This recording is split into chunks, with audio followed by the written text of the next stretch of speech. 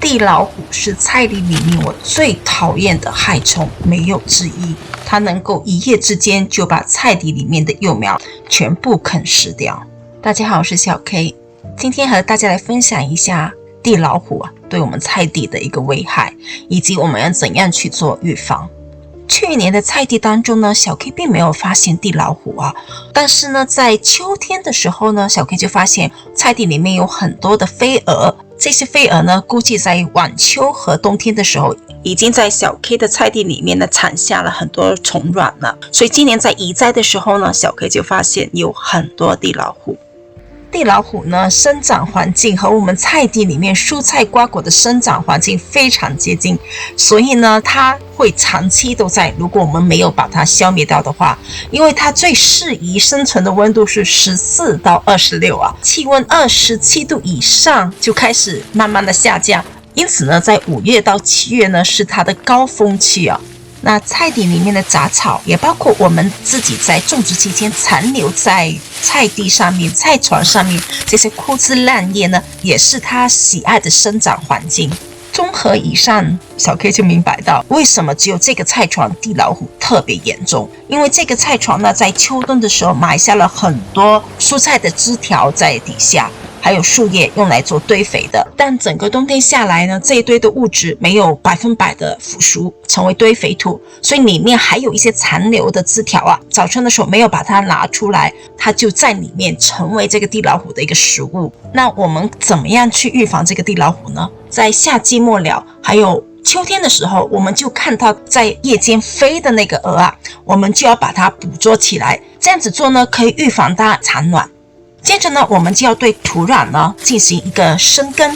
就是不断的翻动土壤。当我们把它翻起来，太阳一晒的时候呢，幼小的虫卵呢就会被杀死掉，可以减少虫卵呢在土壤当中越冬到开春之后。那开春之后呢，还是要深耕但看到这个幼虫呢，就要用手把它抓走，把它放在肥皂水当中杀死在翻动的期间，如果发现土壤当中还有一些没有腐熟的这些蔬菜叶片或者枯枝烂叶呢，我们就要把它拿出来，不要留在土壤当中，也要保持菜床周边的干净，及时的来剪草使地老虎的生长环境与条件消失在我们的菜地当中。接着当然加入我们的草木灰或者鼠灰粉来对土壤进行一个消毒，之后我们就会进入移栽的过程。移栽的时候呢，我们可以在幼苗的周边放一点草木灰来驱赶成虫的这些地老虎。同时呢，我们也可以用纸皮、用厕所卷、牙签、锡纸来对我们刚移植下去的这一些幼苗进行一个保护，让这一个地老虎爬不到来啃食我们这些幼苗。地老虎呢，它很厉害的，白天呢通常不出没，晚上呢才出来。很多时候呢，它能够爬出土壤的表层，直接啃断植株的茎部。所以为什么它叫 cut worm 因为它一下子就 cut 茎部给切断了。如果幼苗被啃食我们要挖地3尺把它找出来。每一个被啃食掉的这些幼苗底下呢，都有至少1到2只那个地老虎。可以使用一些有机的杀虫剂来杀死这个地老虎任何的杀虫剂或者杀虫水都会建议在傍晚之后才使用在菜地当中。如果家里有像小 K 家有一个 low deep garden， 就是我们不翻动这个泥土的话呢，我们可以去园艺店里面购买雪松的碎木，就是那个 wood chip铺在菜床的周边，来防止这个地老虎爬上来。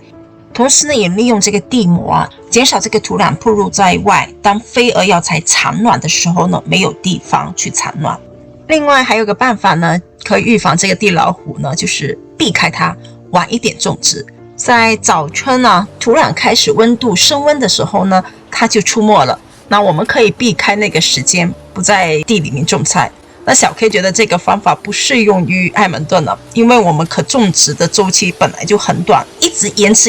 迟到最后霜冻期就来了，根本种不下任何的东西，所以小 K 不打算使用这个办法。还有一个办法呢，就是我们吸引鸟类到我们的菜地当中，但大家都知道哈，鸟它吃害虫，它也吃有益的虫，像蚯蚓，它同时也可能会破坏我们菜地里面那些果实，所以小 K 也没有采用这个方法。另外呢，可以使用硅藻土，那小 K 也没有用。硅藻土呢，它是对人无害的，它能杀一些有害的昆虫，同时呢，它也能杀一些有益的昆虫，像蜜蜂呢，硅藻土也会把它杀死掉，所以呢，小 K 就没有用到它。硅藻土还有一个很大的问题啊，就是一旦下雨啊，它就失去果效了。所以像温哥华那么多雨的天气不要用。那在艾蒙顿今年有很多雨，也是不适合用。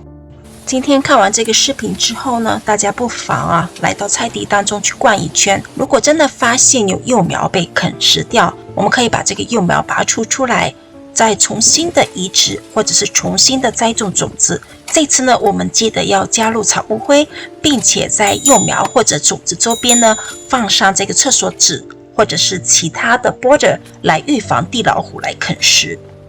那我们今天就分享到这里，我们下一次再见，拜拜。